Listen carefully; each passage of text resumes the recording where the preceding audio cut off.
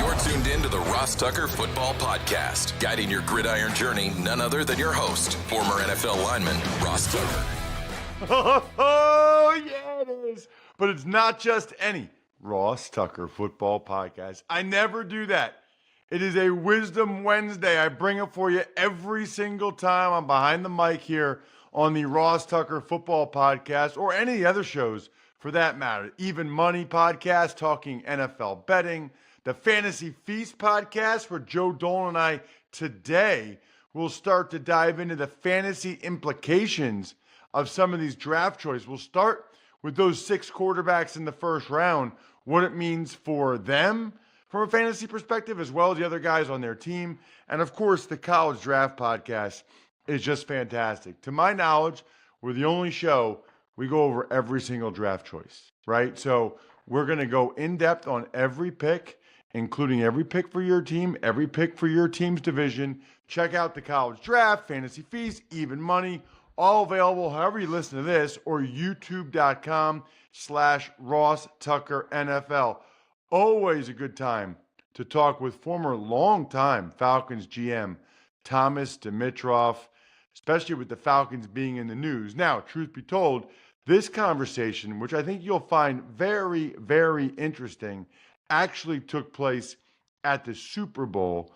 It's a fascinating talk into what Thomas is doing now and where things are going in NFL front offices. It's Big Show time. The Big Show. Always good to work and talk with, I guess, a former colleague. Although it's funny, when we were in New England together, Thomas Dimitroff, who I told you about earlier in the show, the former Atlanta Falcons general manager, when you're a player and you're in the front office, our interaction is almost non-existent. So we were colleagues in New England in 2005 and 2006, but maybe said hi to each other one time in the cafeteria. It's not as there's almost no overlap, or very little at least, between players and people in the front office. Especially in New England, right? Yeah. It was very different in Atlanta. Well, maybe as a general manager it was different, but I agree. Isn't it? It's a little bit of a hey and a nod and everything. I remember being in the hallways in New England. It was definitely set up that way. You know, it's funny because I got a bunch of things to talk with you about. I know because we had Mike Mayock on back in January talking about Sumer Sports, and he referenced you. So just before I get into other questions with things that happened this offseason with GMs getting a second chance and talk about Belichick and Vrabel, just give me an update on Sumer Sports, how things are going there, and where kind of you guys are at with that process. So Sumer Sports, we're 2 years in, which is crazy. We started with just 3 of us. We're at 60 people now, data scientists, engineers.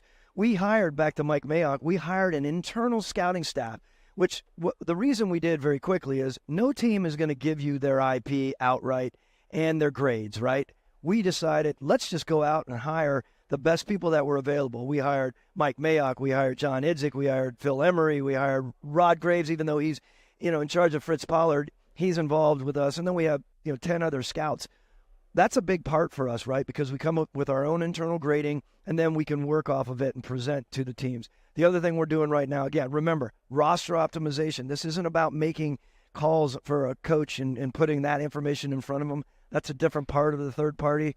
For us, we are focused on building teams, and we're putting out a product this year that is, so do you know Blesto and National? Of course, yeah. Really good, reputable. Yeah, I think they both gave me a reject grade. But yeah, well, look, I worked for them back then. I know you smile about it. It's true, though. I mean, the difference that we have, and we don't think we're replacing for them, we're putting out a product right now that is all of our scouting information combined, so it's subjective, combined with the analytics, the objective analytic that we have, and now we present them with all of the league grades and all of the top 800 every year. So it's just another opportunity to reach out to the NFL teams and have them interact with data. All right, so when you say roster optimization, what are you guys really trying to accomplish or do here? So basically what we're trying to do is we're trying to say, here are the best picks for you. You can juxtapose to yours if you're whatever organization, the Atlanta Falcons. You look at our grades, just our raw grades from our scouting group, and then you look at our Sage grade. It's our proprietary name of how we combine all of our analytics with the grades that we have from our organization. And then you compare to your grades, and you compare. It basically adds. In the NFL, we're all about comparatives. when you're in the scouting and you're in the building of the team. So it just gives us an opportunity to fold in a lot of analytics and data for a team to say, wow, we have a 6 on this guy. Sumer Sport has a 7.2. Why is that? Doesn't necessarily mean you're going to make that call. Eventually, we hope. If you guys can track us and see in 3 years that we're 70% and the rest of the league is 42% or 39%, then it works in our favor. Right. All right. So I have also a couple things off-season related that I'm really curious to ask you about. The first one is, the big theme, I guess, Thomas, of the off-season hiring cycle as it relates to coaches, whereas teams did not want to hire coaches that have had personnel say in the past or would like personnel say. Bill Belichick got shut out. Pete Carroll got shut out. Mike Vrabel got shut out, which really surprised me because you can't even hold the age thing against Vrabel, right? I guess I'm curious to get your perspective because you've really been around both organizations. Like you've been where it was coach driven. You've been in Atlanta where it was more driven by you as the GM. Just kind of your thoughts of that trend in the NFL. Do you think it's a good trend? I would imagine most GMs like that because they want to have the personnel say and not the coaches. I want to give you a blank slate on what we saw transpire this offseason. First of all, I was blown away. Unfathomable that Bill Belichick doesn't have a job right now as a head coach in this league. I thought it was going to happen in Atlanta, and we can talk about that in a minute. Mike Vrabel, there was a spot even before Dan Quinn came to the table in Washington where I thought they're going to be 3 top-notch coaches in my mind in a scale, right?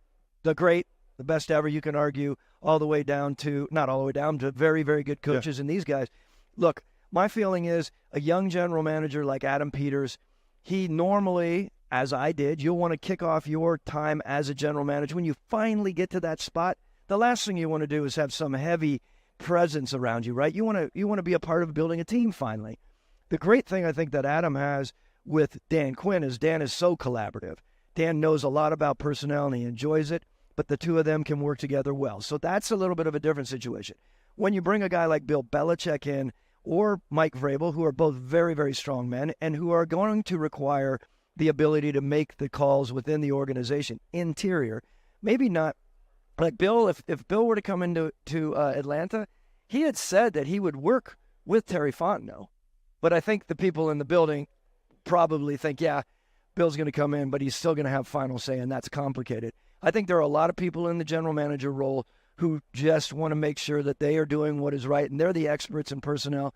They don't want head coaches coming in, making calls on personnel, heavy-handed calls when they're not necessarily the right calls. And look, the reality is a lot of head coaches are so busy during the season, they're not like the GMs who have worked on the personnel, free agency, and the draft for 14 months.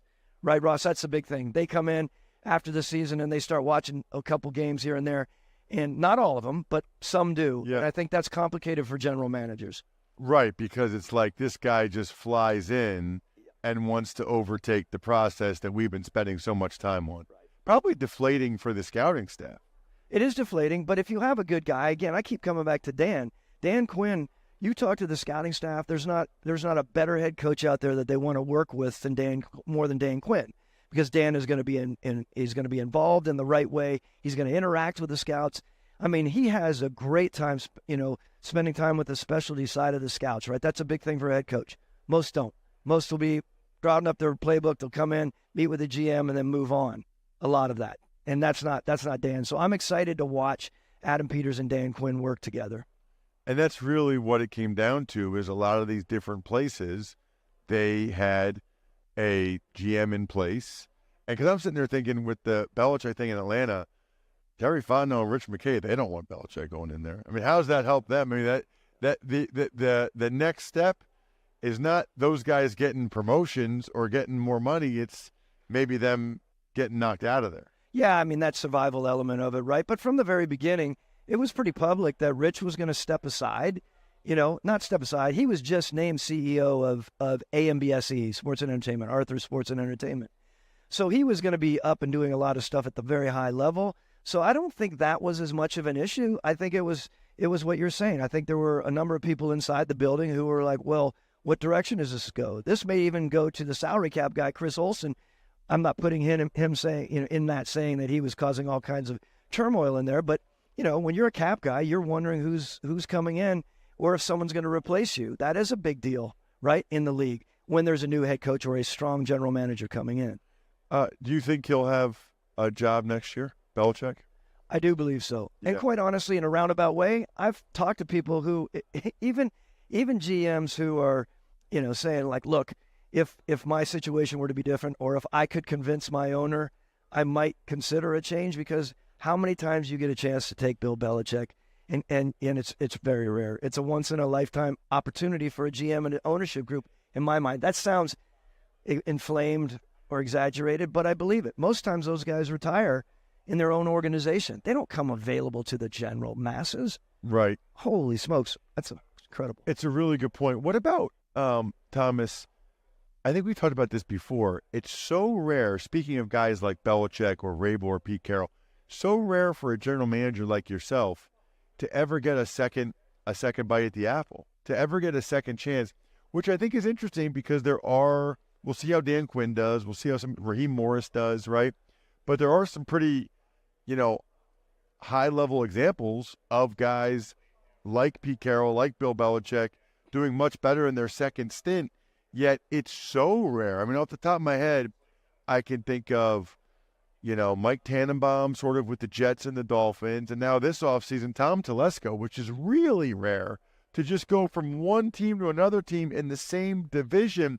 I can't think of that many other times where people were able to get, a second GM job. Yeah, I mean, I think Rick Spielman ended up doing it right when he was down in Miami. Trent Baalke, obviously at Jacksonville, he goes in there, works with Dave Caldwell, and eventually takes over there. So there are some. I mean, I have my strong Martin Mayhew with the Commanders now. That may change, of course, with Adam being there. Of course, it will. Yeah. All I'm saying there is head coaches more, GMs. I have some feelings about that. I mean, I have feelings that when you're a head coach, people know what your world was around the league, so that if they need your style, they're going to bring you in. They don't really know the GM style. So it's not like if you get fired from a team, another team saying, wow, I need Dimitroff style in this organization, so I'm going to go out and hire him. They automatically, I feel nowadays, are going to youth. And I think they're going to youth. I have some strong feelings about this as well. I think there are presidents out there who are making sure that they're trying to put together their group, and they can work well with the general manager coming in. If they bring in a power hitter like Scott Pioli, Jerry Reese, Rick, whoever they are, Kevin Colbert's not coming back in. Yeah. That makes it complicated for a president who's firmly entrenched in the building and wondering, how am I going to work with this person along with this new head coach and a strong general manager? Because at that point, the business president ends up being kind of pushed aside a little bit. And it's a very interesting, and that's not a negative. But what are we doing if it feels like so many of these decisions, whether it's which GM to hire or which coach to hire, it's almost like, let's get the younger guy, and it's almost like it's not because of the youth, it's because you want the opportunity to control them, or it's your own job insecurity. That's not optimized. To go back to consumer sports, that's not an optimized decision making. It definitely is not. And again, the element of survival, the element of making sure that you're going to be continuing to work together in a building is important. However, to your point on, you're not just bringing in a young guy because you shouldn't be bringing in a young guy because you think that it's going to make everything easier and smoother. You should bring him in because that guy is incredibly smart. He's been around a paradigm that has been very successful. Like, that's a big thing, right? All I'm saying is I think we step back to your point here, and I would say this completely respectfully to the ownership group. When you're bringing your group together to pick the next head coach and the next general manager, you really look at your search group and make sure there's not a whole bunch of ulterior motives. If there are, to me, I think it's a ridiculous search system. Yeah. Because, like you just said, you might have 8 guys in that search group who are littered throughout your organization, and you think they're there because they're giving you some good feedback. It's human nature. Oh my gosh, I want to make sure I don't bring this guy in. He's going to bring this salary cap guy in. I've just used that as example. Yeah. That's a big deal. And the other thing I think, Thomas, is like for some GMs, like I think Idzik might have only gotten 1 year with the Jets, maybe 2. But for a lot of them, you know, it's similar to coaches. Like with coaches, I feel like people can say, well, he never had a quarterback or he never had this. Whereas with guys in the front office, it's like, well, if they didn't win, it's their fault because they got to pick the coach and they got to pick the quarterback. You think that's part of it too? Where it's like you can at least say, let's just say Arthur Smith, okay? And since we're talking a lot about Atlanta, Arthur Smith, Desmond Ridder, Arthur Smith, did he have a top 20 quarterback the last couple of years to give him a chance? Because what I always say is you look at all the guys that got fired, the coaches, Carolina, New England, Washington, Atlanta, there's not a top 20 quarterback among them, right? Like that's how you get fired. But I feel like for GMs, you get the blame for not having gotten the quarterback. And I think that's why they don't get a second chance as much. And that's a great point. And there's no question about it in my mind. You are judged by your big decisions as a general manager. One, the most important, obviously, is picking a quarterback, right? If you fail on the quarterback and everything else goes awry in the next 2 years, yes, you're out and you're never back in because you are judged by that ultimate move. But I also believe you're judged by other moves around. So you can see some of the GMs who have established themselves. I mean, Howie, Les Snead. I mean, who else? I mean, those are two really good examples who moved on. Brad Holmes now. I mean, I know it's new, young, but still. But they moved on from their quarterbacks, what I'm saying, and they've survived because they are very good at what they do. Right. However, it does come back to moves in the past. When you look at it, if you haven't hit on your quarterback and, of course, your head coach, you get 2 chances, I think, as a GM with your head coach. I don't know if you do necessarily as, putting yourself on the line for that quarterback. If that fails, man, your owner's looking at you with a really, sort of wry eye. Yeah, it's interesting, like, of all people to kind of get a second chance. I like Tom Telesco. I think he got some good players with the Chargers. But, man, I guess what I would argue is there are certainly other former GMs that have much better resumes than Tom Telesco that have, to my knowledge, never even got an interview or a sniff of a second job, which always makes you wonder, like, how that worked, how that happened. What about this? Because you and I might have talked about this at some point.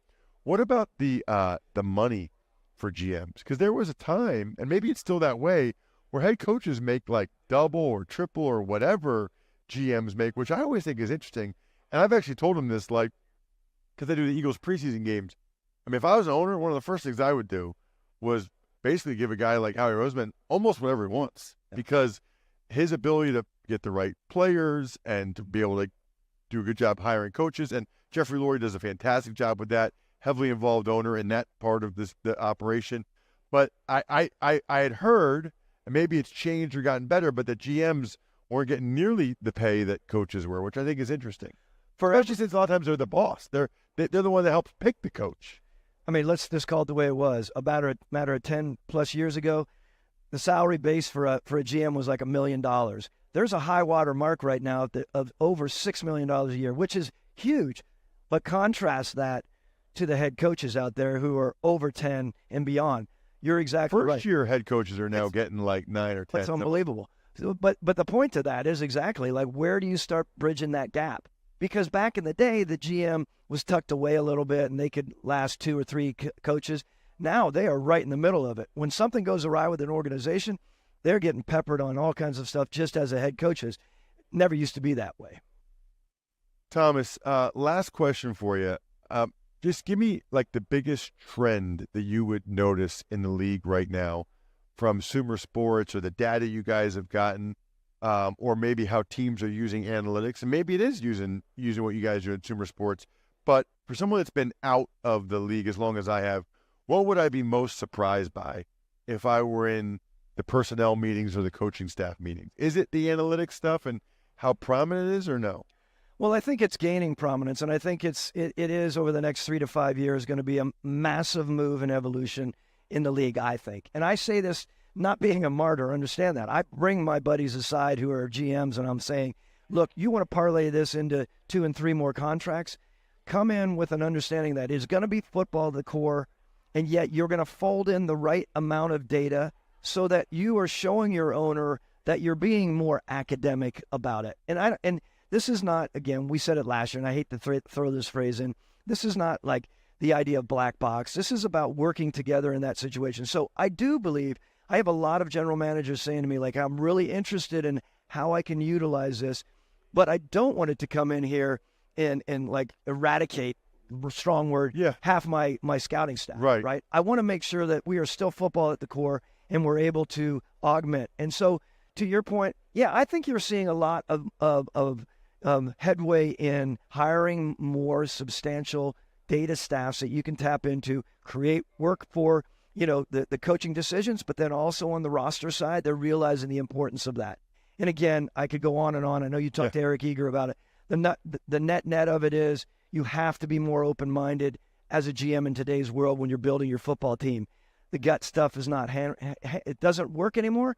And here's an odd little thing. You're seeing a lot of the sons, we were talking about it earlier, the sons of the owners who are now 80s. Yeah. These guys are so much more dialed into data. So they're saying to their dads, like, hey, Dad, this GM or this head coach, he's not putting any foot forward on the movement here. Good point. And now those owners who are listening to their sons because they want their sons to come up and eventually take their business, they're saying, wow, son, that's interesting. So he's not looking into this. No, he's not folded in this. I looked online and I saw that, X, Y, and Z. And so we are behind. And so the owner obviously starts pressing a little bit more. I think you're going to find that a lot. The owner's sons probably go to sumersports.com, which is what Thomas Dimitroff and his team are doing. Thanks so much. Great to see you again this year. Always great. Thank you.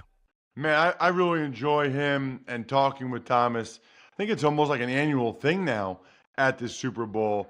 I should reach out to him this week to get his thoughts on the pick that made all the noise with the Michael Penix Jr. pick, which, by the way, that's what I wrote about this week in my column at the 33rd team. So make sure you follow me on social media at Ross Tucker NFL. I don't think you can post it to Instagram, but I'll post to Twitter and Facebook, that column, so you can read my thoughts. You can also drink Labatt Blue Light while you're reading my thoughts. Why not? It'll make my article even better. It makes everything better. Drinking Labatt Blue Light with your friends, family, living life to the power of we. Always enjoy responsibly. Beer, Labatt USA, Buffalo, New York. Tux Takes. All right, Ross, the most interesting thing since Monday is Mike Reese is reporting that the Giants and the Vikings both offered multiple first-round picks to New England Patriots to try to get the third overall pick. And I think this is the meatiest thing since Monday, so we'll call this the Meaty Monday for the week. Presented by GoodRanchers.com, America's best meat delivered to your door. Use code ROSS for 15% off a better way to buy meat at GoodRanchers.com. This is why, details of trade offers like this rarely get out. And frankly, it's a shame they do get out. So obviously somebody on the Patriots side leaked it to Mike Reese because it makes it look better that the Patriots liked Drake May that much, that they turned down these offers, that the pick was that valuable, that the Vikings and Giants wanted him. But it's a rough look for the Giants and the Vikings, especially for Daniel Jones and J.J. McCarthy. I mean, J.J. McCarthy's all excited to get drafted by the Vikings. Pretty clear with the Vikings willing to give up 3 first-round picks that they were looking to move up to number 3 to try to get Drake May. I've seen some people say, well, they could have been doing that for J.J. McCarthy. No.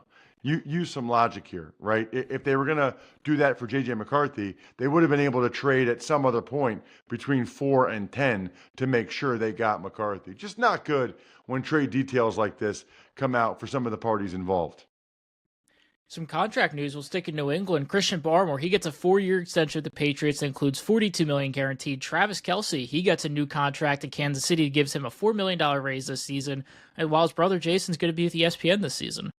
Right. The other news, not as important. Bills signed Quintez Cephas. Raiders signed Michael Gallup. Rams signed Boston Scott. Jags cut Zay Jones over the last couple of days as teams tinker with their rosters post-draft. Well, Travis Kelce and Jason Kelce both deserve it. What those guys have done, neither one of them first-round pick, not even second-round pick, to have the careers on and off the field they have is just ridiculous. As for Barmore, I don't think he played football, Jack, until his senior year at Newman Goretti High School in Philadelphia. And then all of a sudden, there was this big monster killing everybody. That was Christian Barmore. Now he gets the biggest contract other than Tom Brady in Patriots history, which is just bananas to say. I think we're done here. Thanks for tuning in to the Ross Tucker Football Podcast. Make sure to also check out Even Money, Fantasy Feast, and College Draft, all on the DraftKings Network on Samsung TV Plus, YouTube, or subscribe to the podcast on your favorite platform. Shout out myfrontpagestory.com. Guys, it's May. May is for moms. Myfrontpagestory.com. Get her the best gift anyone's ever gotten her for Mother's Day. Forward me the receipt, ross@rosstucker.com. I guarantee I'll sign something and send it to you in the mail. Love backofficeschedule.com, steakhousesports.com, humanheadnyc.com, Sportical.